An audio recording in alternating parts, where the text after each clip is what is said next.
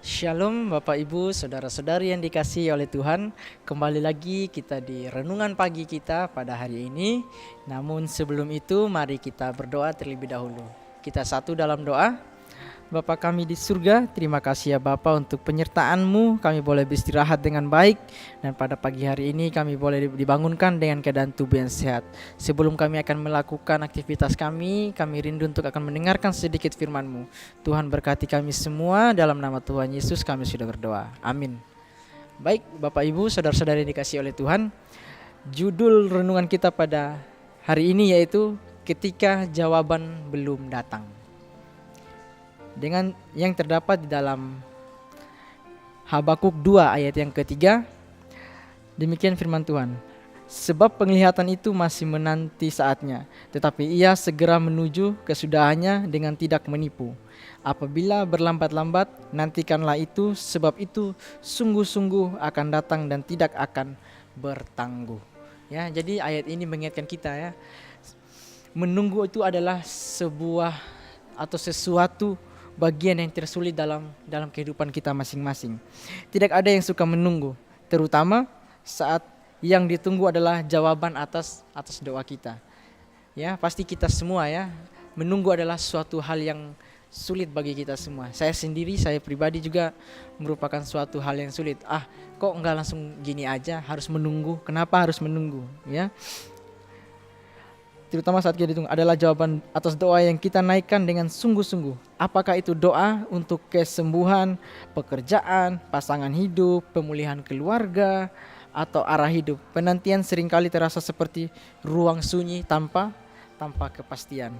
Habakuk, kalau kita melihat dari cerita Habakuk ya, Habakuk adalah seorang nabi yang hidup dalam masa yang gelap dan penuh tekanan. Ia melihat kejahatan merajalela, umat Tuhan terpuruk dan seolah-olah Tuhan itu apa? Tuhan itu diam. Namun dalam kekecewaannya Tuhan menjawab. Dari kita melihat penglihatan itu masih menanti saatnya. Dengan kata lain, Tuhan tidak tinggal diam. Ia sedang bekerja dengan waktu dan caranya sendiri ya. Kalau mungkin kita pada saat ini Bapak Ibu ya, sama seperti Habakuk. Habakuk dia seorang nabi, dia yakin dan percaya ya, sebab dituliskan apa? Masih menanti saatnya. Yang kalau kita melihat menanti saatnya, pasti itu akan ada nantinya, akan indah pada waktunya ya. Sama seperti kita, pasti akan Tuhan jawab. Tuhan tidak mungkin tinggal diam terhadap kita. Pasti Tuhan sedang bekerja ya. Terkadang ketika kita belum menerima jawaban bukan berarti Tuhan tidak mendengar. Bisa jadi Tuhan sedang menguatkan karakter kita. Tuhan sedang mempersiapkan situasi dan orang lain, atau Tuhan juga Tuhan tahu bahwa jawaban itu belum baik untuk kita sekarang ya. Jadi ini yang menjadi pelajaran bagi kita. Ketika doa kita belum dijawab, Tuhan tahu apa yang terbaik ya. Karena kan kita ini ciptaannya, dia yang mencipta kita. Pastilah dia yang tahu segala kebutuhan kita. Jadi kalau belum diterima, pasti Tuhan sedang bekerja dalam kehidupan kita. Tetapi kalau Tuhan memang tidak memberikan itu kepada kita, pasti itu akan memberikan yang tidak sesuai dengan kita, atau ketika kita mau memaksa itu harus dapat kepada kita, itu akan mencelakakan kita. Jadi Tuhan tidak mau yang itu ya. Penantian juga adalah waktu bagi iman kita untuk tumbuh. Disinilah kita belajar percaya bahwa karena kita melihat, tetapi karena kita percaya kepada pribadi yang memegang kendali atas waktu dan hidup kita. Sebagai contoh, bayangkan ketika seorang wanita ya, dia telah bertahun-tahun dia berdoa agar diterima bekerja di suatu perusahaan ya.